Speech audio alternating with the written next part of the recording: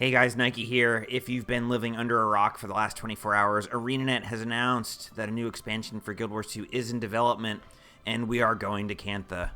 On one hand, this is a huge surprise because I'm sure a lot of people out there never expected there would be another expansion for Guild Wars 2, but on the other hand, this is totally expected because CANTHA is the only logical place to have another expansion if they were going to do one, because it's hugely popular and we haven't seen it yet in Guild Wars 2.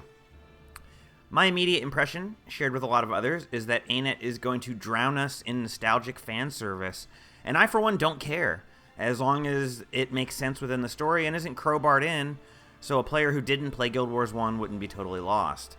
But as long as that caveat is met, and I'm sure it will, give us awesome siege turtles, badass Kurzik armor, and gothic weapons, and cool Ministry of Purity samurai dudes. So what can we expect gameplay-wise? I'm going to speculate a little bit on the features that an expansion might have, and I'd be interested to hear your thoughts in the comments below.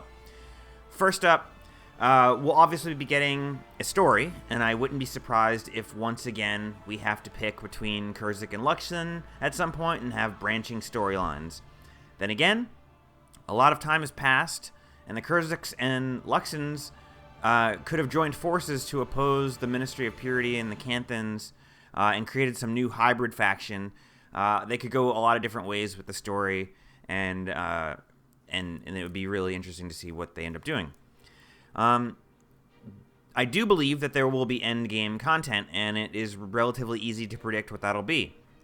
It would make total sense for the Deep and Urgaz Warren to be our endgame stuff in a CANTHA expansion. Unlike Path of Fire, I am hoping, and I fully believe ANET will deliver, that the expansion will ship with endgame content, or at least have the endgame content available after a short lockout to give people a chance to play the story and get their build set up before a new raid or whatever is delivered. I would very much hope that this is going to be a content-rich expansion for players, including people who enjoy endgame challenging PvE. I could see them bringing back the Deep and Urgaz as anything from raids all the way to 5-man dungeons even, or 10-man elite zones, as like a new endgame content type specific to CANTHA. Whatever they do is fine with me, so long as it's fun, well-produced, challenging, and has awesome rewards. That's a lot of things, but it shouldn't be that hard to hit those bars. Unlike many people, I don't think we're going to get a new PvP game mode. A lot of people have been speculating on alliance battles. My theory, and may or may not happen, is that we will get the long-awaited Alliances World v. World update as part of the expansion rollout, and World v. World itself will be rebranded as Alliance Battles, and this will be a huge feature of the X-Pack. Do I think that this is super likely to be the case? Maybe, maybe not, but there is enough logic to it that it at least seems plausible. So that could be the big competitive PvP selling point for the expansion. And lastly, and of course dearest to my heart, is new elite specs. I would personally love elite specs, but I do believe they imbalance the game a lot, and they make the balance team's job a nightmare for a year or two after each X-Pack as they try to rein things in. A lot of people have suggested an alternative idea of dual classing, like in Guild Wars 1, and I definitely think this is possible, but would require a lot of changes to the game engine to implement, and I'm not entirely sure that it would be worth it.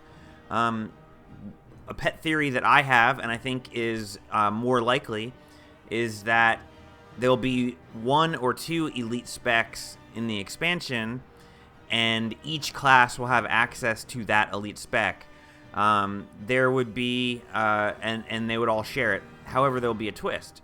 For example, let's say that every class gets a ritualist elite spec. So you'd have a warrior ritualist, you'd have an elementalist ritualist, you'd have a thief ritualist. I don't think, obviously, that Ritualist would actually be one, but it's just an example. So we would assume that an Elementalist with Ritualist would play differently than a Warrior with Ritualist, which would play differently than a thief with Ritualist. The Ritualist elite spec would have some common themes, like spirit weapons, spirits, etc., but would have different traits and a different focus on those common themes depending on the parent class. I think this sort of splits the difference between elite specs and dual specs and gets a middle ground, and I would imagine that it would be quite a bit easier to balance. So then lastly, we have the big Omega selling point for the X-Pack. HOT was gliding, POF was mounts. What could Cantha be? I have a couple ideas. Maybe one of them's right, maybe none of them is right. We'll see as time goes on. The first idea that comes to mind is multiplayer mounts, like a giant Luxon siege turtle that multiple players can ride on at the same time, and one person can control the weapons, the cannon. It's possible, and it's very cool, but it may not be enough to excite people about an expansion the same way that mounts or gliding did. So what would be another thing that they could add? Well, we could look no further than Guild Wars 1 and talk about heroes. Heroes, if implemented properly, would be a huge resource sink for existing players. Giving Ascended gear in every slot to all your heroes on all the characters that you play will be, quite frankly, a labor of love, and would be amazing in that it would make Ascended loot actually feel great to get as a drop again. Every Ascended chest you got as a raid reward, you'd be like, oh my god, I can put this on one of my heroes. Like, you finally get a use of it. It doesn't just go in your bank and collect dust. The downside of heroes, of course, is that it could ruin the game. So ANET would have to be very careful on how heroes are implemented, so as not to ruin communities and not ruin the game itself. So then the last idea I had for what they could do to really sell the expansion is a expansion of the mastery system that would allow infinite, unlimited, endless progression for things like Magic Find, Gold Find, Karma Find, and a whole bunch of other account-wide bonuses, including player housing and decorations for player housing.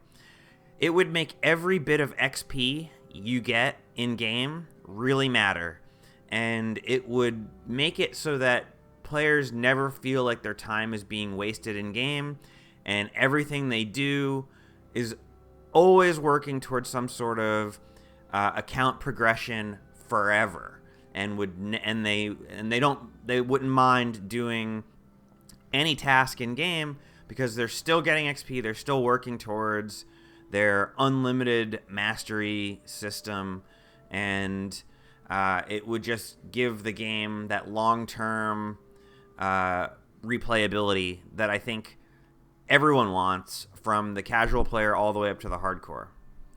So anyway, guys, that's just my first thoughts on the announcement of the Cantha expansion. And as the months go on and more information comes out, we'll probably get some really solid ideas, and there'll be so much more to talk about. I hope you guys are all super stoked, and leave a comment below letting me know what you think.